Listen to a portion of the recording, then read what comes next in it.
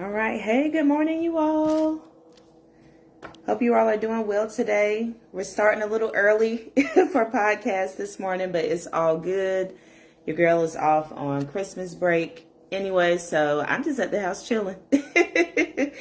So, welcome. I'm just going to give my guests a minute or so to hop on, and then we'll get into today's topic on how to be confessions of a married mama. All right, so let me see if I can possibly invite guests. Okay.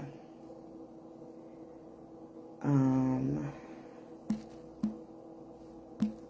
gonna try to send an invite link. Okay. Tap to invite a viewer. All right. Sending the invite now. Wants to join. Says it's adding you. Hold on. Accept. All right. Good Hey. Good morning. morning. How are you? I'm good. How are Good, you? good, good. I'm doing well today. Very Chilling at the house, enjoying my time off yes, this week as an educator. yes. Loving the 2 week break, girl. You get 2 weeks. Good Yes. for you. All right, so let's hop right in. Welcome to the Mom Keys to Mental Peace podcast. I am your host, Tari Kaya Allen Butler, and I'm a teen mom turned author, speaker, and entrepreneur. My mission is to help you build healthy relationships with your children, level up your mindset, and achieve all that you've ever dreamed of and more. So I'm excited about today's conversation with my special guest, Miss Kristina Barker. She is a wife of almost 7 years, a mom of 3 boys, 17. Yes, Oh, ma'am. 17. excuse me. We need to add that one on there. 17 years. Excuse me. Wife of almost 17 years, a mom of 3 boys, a licensed clinical professional counselor, and a doctoral candidate for a doctorate to marriage and family therapy. So that means you're in school for that, right? Yes, working on the dissertation Okay. as we Yes. Miss Educated. All right. She has a passion for faith, family, and mental health, and she enjoys hosting, traveling, and coaching women. So, just a quick little backdrop of how I met Kristina. I consider myself an online member of Union Church, planted in Maryland. And I've visited there one time, but I mostly watch online. And they had an announcement for their groups, and I signed up for the Married Mamas group. And Miss Kristina like really brought my life together in the marriage field and how to balance like that marriage mama life. I feel like I do pretty good as a mom. You know, these are our tiny humans. They're a little easier to deal with. But our big humans, as she says, can be a little more of a challenge. So that's what today's talk is about, how to balance like that married mama lifestyle and how to show up as our best selves for both parties, because they are truly important in our lives. So I don't know if any of you have seen a meme which I can relate to, where it's like when you get on your kids, it's okay, but when your husband steps in, you just trying to calculate like, excuse me, sir, what are you doing? Right? So, Christina, can you give us some advice on how can we support our husbands in the midst of discipline where we feel like it might not be right or it's too much? What's some advice you can give us? Okay. Well, first of all, I want to go back to what you said before on the fact that, it's a lot easier to deal with our little humans than it is our big humans. I think we just have different expectations of our big human, right? We marry them with expectations of how they're going to make our lives happy. And there's a certain role or responsibility they have, but we don't necessarily come into motherhood with those same expectations of what the child is going to do to make our life happy. So I think we're just naturally more critical of our husbands than we are of our children. And so I'm just going to actually give you the scripture. Proverbs 3 and verse 12 says, that the Lord disciplines the one he loves, just as a father disciplines the son whom he delights in. This is an act of love.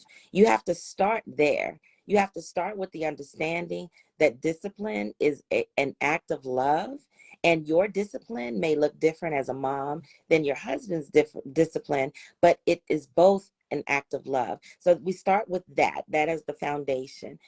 From there, we really have to understand what it looks like to be on one accord, right? Your children must see you and your husband as one. When we get married, we talk about how the two become one, and a man will leave his mother and father and cleave to his wife, and the two become one. We have to function as one.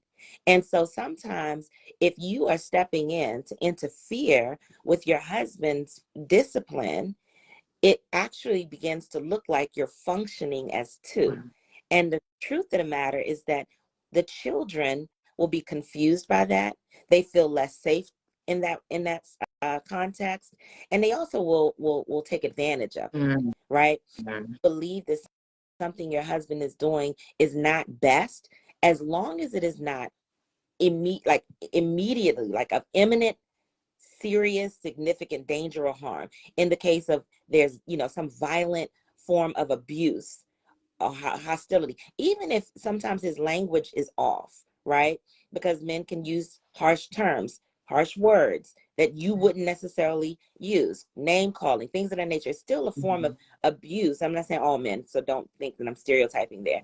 But even if something's happening that you don't agree with, do your best to not interrupt in that moment, because what's most important is for your children to understand you're one. Now, you must go back and have a conversation at another time with your husband. I also believe that your physical presence in and of itself is powerful. So I tell moms all the time, if your husband is doing too much and you know it's too much and your child's spirit is, you can see your child's spirit is being broken, just lean in, just go a little close to him, not to the child, because if you go to the child, it looks like you're siding with the child, and the child will then split you. Go close to your husband. Something about your feminine energy, your calm nervous system, if we want to, keep it clinical, your nervous system being calm and settled will actually cause him to maybe reconsider his approach. So a gentle touch, just your physical shoulder up against his shoulder, him knowing you're there might actually help him to calm down. I do want to put this point in here that Colossians 3:21 tells fathers, do not exasperate your children. And it's so important for us as women to support and encourage our husbands to be the best they can be, not from a dominant position, but from a place of we know when we know the word and we know the proper method that God has for us being able to lead our families well as a united front. We got to remind our husbands of the word in moments when things are tense and we're in the flesh or we're out of control. So it's important for husbands to know we can't exasperate our children. So I hope I answered that. Yes, ma'am, you did, definitely. I love all of those tips, and I've actually tried to incorporate the, getting close. And I love that because it shows, like you said, that united front and also respect for your husband, which Absolutely. kind of leads me to my next question. Kind of if you correct in the moment, it does show that division, and now y'all are arguing in front of the kids, and now that's another problem on top of what you already felt was a problem. So what is some advice that you can give wives when it comes to having those heated debates with their husband in front of their children? Okay. So honestly, from a biblical perspective, heated debates aren't even supposed to be happening at all. Right? The Bible in Philippians 2:14 says, do everything without grumbling and arguing. Not some things, not most things, not all things outside the house, but do everything without grumbling and arguing. So when you find yourself moving into a space where you're arguing instead of discussing, you're already out of the will of God. You're already flesh. You're already out of control. Now, how do you said debate. And so I wanted to make sure that we're clarifying the difference between an argument and a debate, because an argument has it, the technical definition, the denotative definition is the same as debate, but the connotative meaning of an argument carries a negative undertone, a negative emotional feeling to it. And so to debate simply means to go back and forth in disagreement, okay? To go back and forth explaining or expressing your opinions and your thoughts. That is actually okay. A healthy debate, a healthy discussion is actually okay. In fact, we have examples in the Bible of people who debated with God, who wrestled with God for things that they actually wanted. So making an appeal to your husband when you're making a statement that is maybe different from his, you still have to stay in a spirit of respect. Uh, I want us to use love and respect as synonyms, because a lot of times we prioritize love as women, but men actually feel that respect is even more important than love. And I want to say that they're actually one and the same. If you look at the definition of love in 1 Corinthians 13, love is patient. Respect is patient. Love is kind. Respect is kind. Love is not envious or boastful or arrogant or rude. Love does not insist on its own way. This is how you show respect to a man. So the truth is that we have to be respectful even in our conversations with our husbands.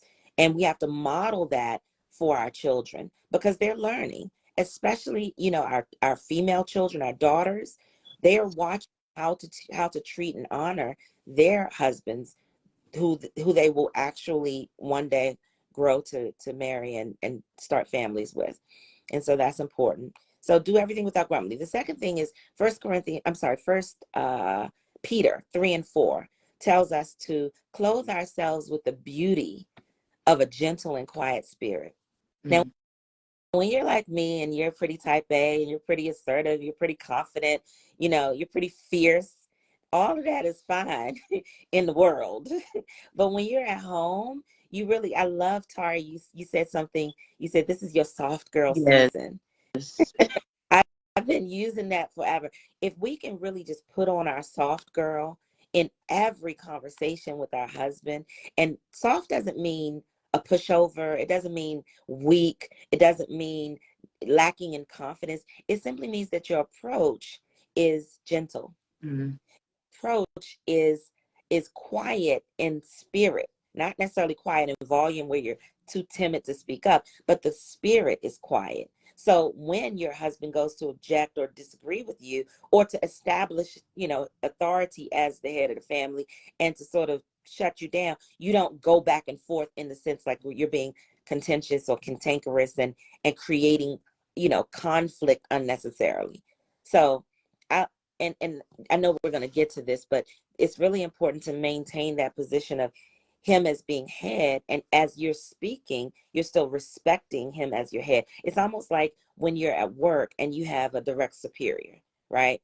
You can speak up, you can give your opinions, and if they're wise, they will heed your counsel. If you have, reasonable thoughts and ideas to share, but you're not in a position to overtake what's happening, or for your will to be the final say, so to speak. So share your thoughts and ideas in a spirit of gentleness, and go from there.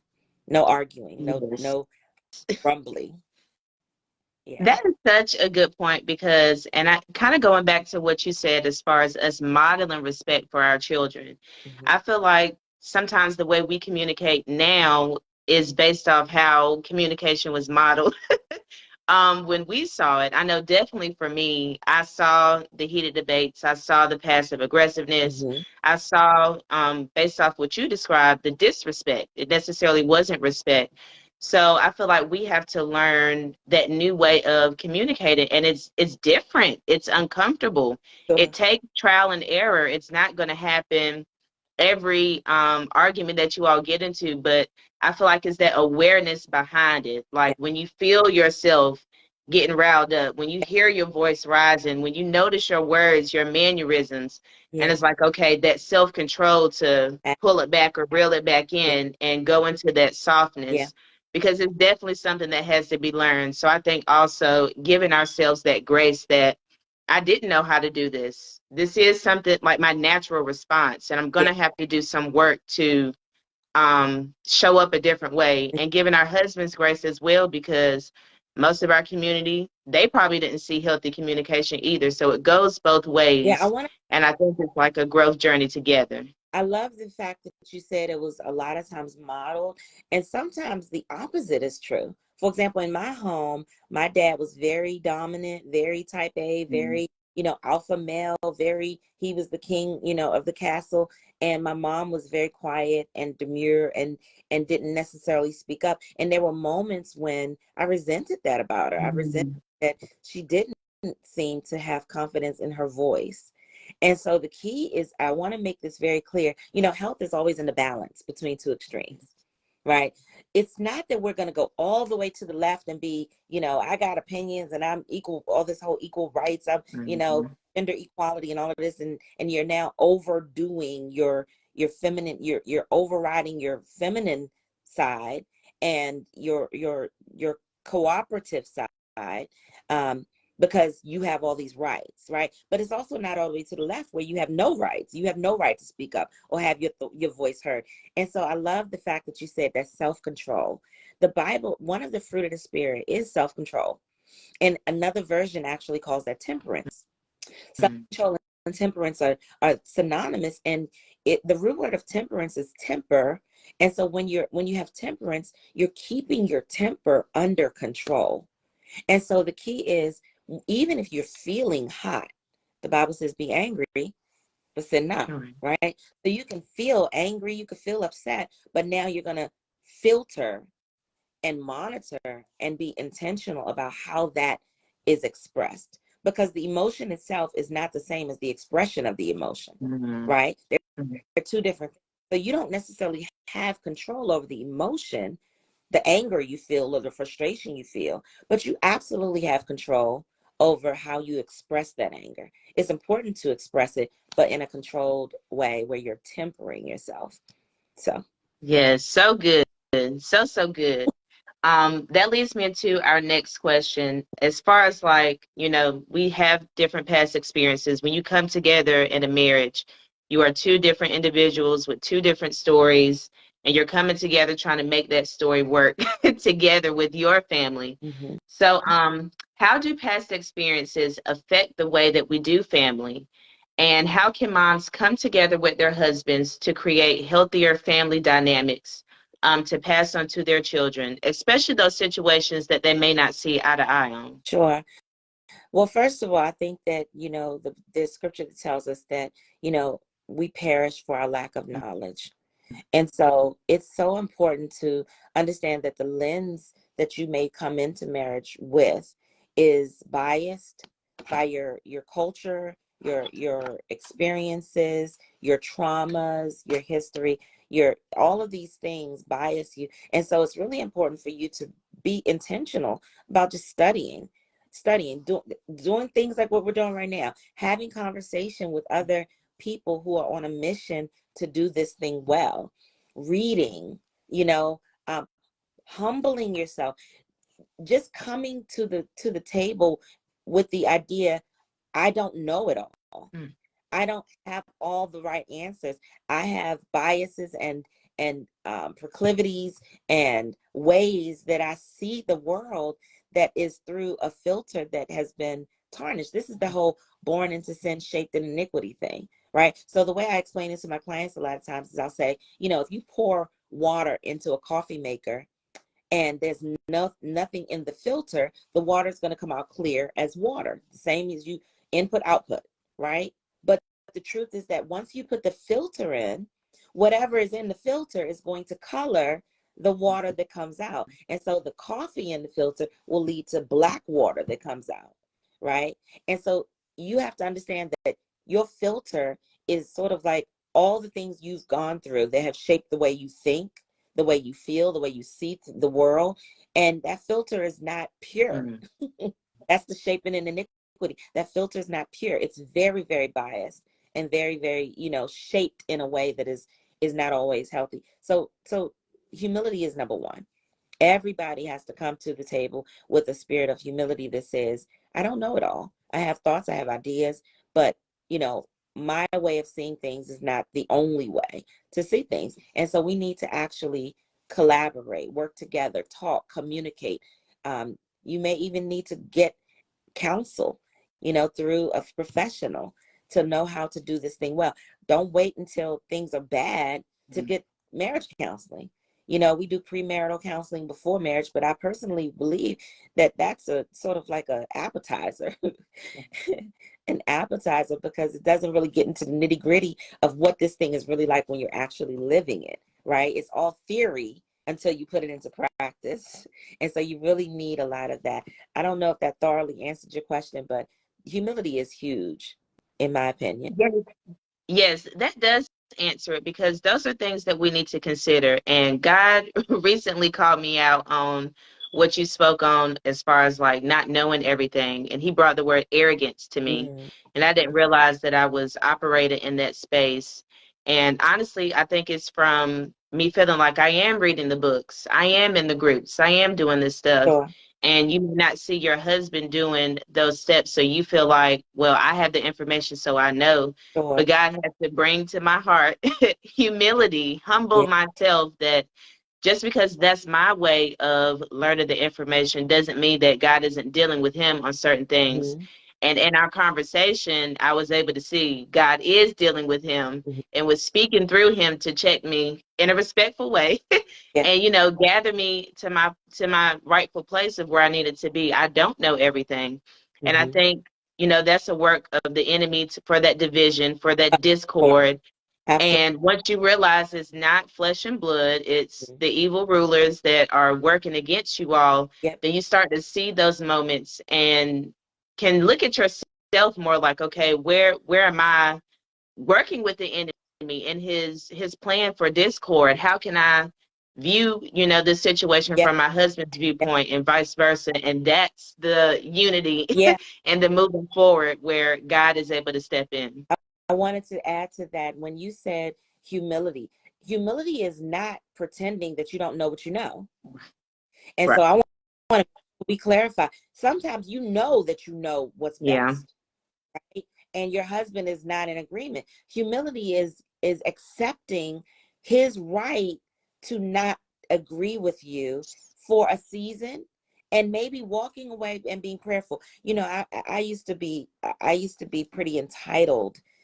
When I first got married, I remember that if my husband said no to me, I personally couldn't handle it, because in my mind I thought that I had signed up for all yes, all yeses. I thought that was like in the vows, like you vow to say yes to Christina for everything she wants and everything. So if I wanted to go out, with a family member for an event, and I wanted him to come as my date, and he didn't want to, I would feel like he was assaulting me almost, right? And I would feel like he was just not loving me. He wasn't measuring up, living up to his commitment, his vow to basically do all the things that I wanted him to do. And I had to realize that was entitlement, spirit Mm. of entitlement. And here's how this relates. Sometimes we can believe that something is right or best, and we want to impose that onto other people. And the truth is that they may need to come around to it in their own time, the same way we got around to it in our right timing, right? And so humility is sometimes looks like patience while you wait for your husband to get it. So now when I go to my husband and I ask him something that I may know is God's will for our family, right? Um, but he may not be in agreement. Humility says, don't throw a fit, don't start a riot, don't act ugly, accept his answer in love, walk away, pray about it, and then let the peace of God hold you until he comes around, if he comes Right. around, right?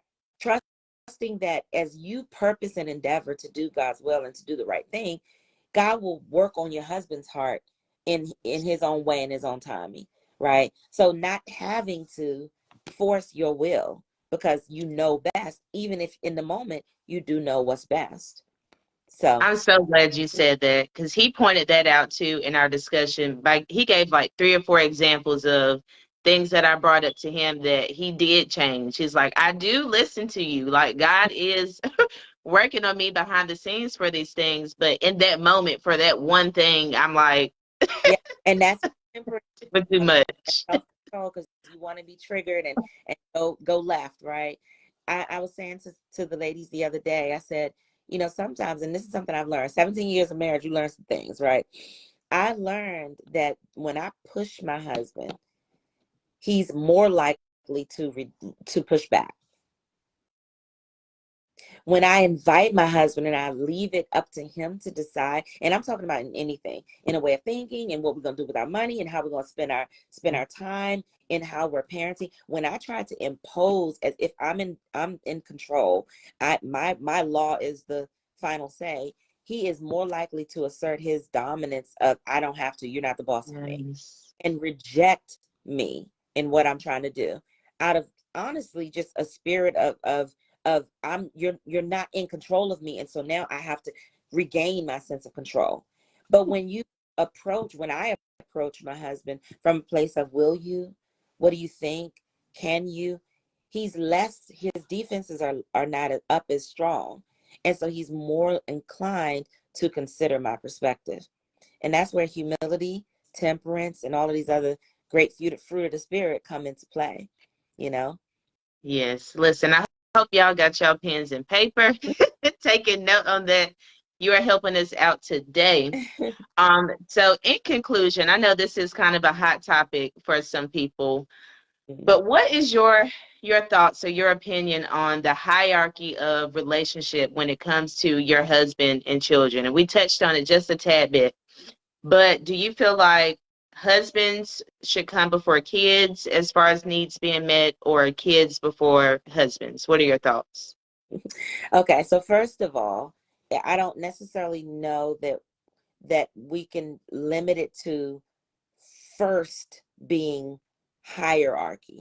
Okay. So first means this is the person who needs it at this moment, right? So for example, who gets served their plate first, Mm-hmm. right? Just because your child gets served their plate first doesn't mean that in the hierarchy of the family, they are actually above the father or the mother, right? It may be practical to get the child fed first.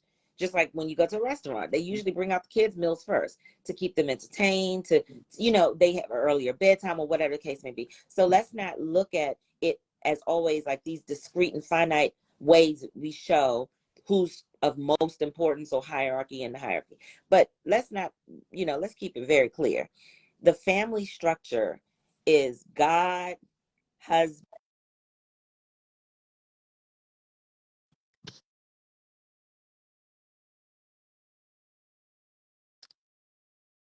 I can't hear you.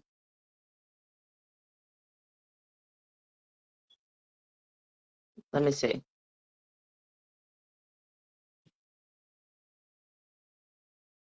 I don't know what happened. Can you hear me?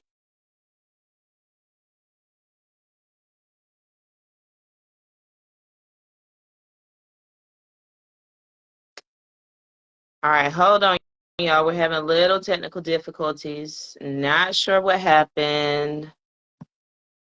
Um, had it on mute. No.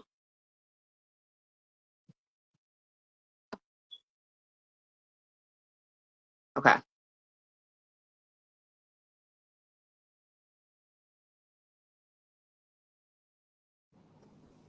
I'm back.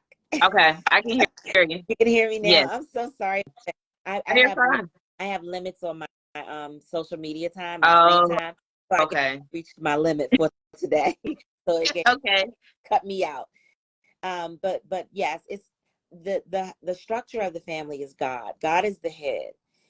The husband then is under God as the head of the family. So God is the head of the church. Christ is the head of the church. The husband is the head of the family. The wife submits to him, and the children submit to their parents. Right. So that's really the proper proper structure. Okay. Now, as it relates to how things get done, you always consult your husband, not your children. So are you and your husband in agreement with how things get done? If you are putting your children's wants, needs, opinions, you know, ahead of your husband's, that is completely out of order, right? So now you and your children are on one accord, and your husband and you are debating because the children and you have an alliance. No, no, no, no, no. You and your husband are one as the head above your children, okay? And that is the proper structure. I hope that that applies to, okay. Yes.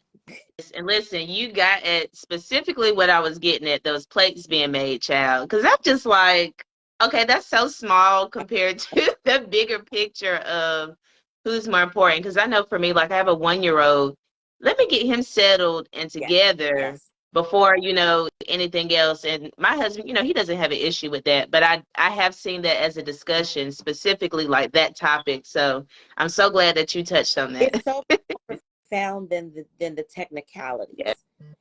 Can't get hung up. The enemy will try to get us hung up on these technicalities, and then we miss. Remember, the Bible says that you have the letter of the law, but not the spirit of the law, right? And so the meaning of that is you're doing the right things, but not with the right spirit. And so now the right things have become the wrong things, because and so you can be technically right, but it be completely off. Yes. So let's not be caught up in technicalities. It's really the spirit. Like in the spirit of the home, do your children understand that mommy and daddy are at the head? Mm.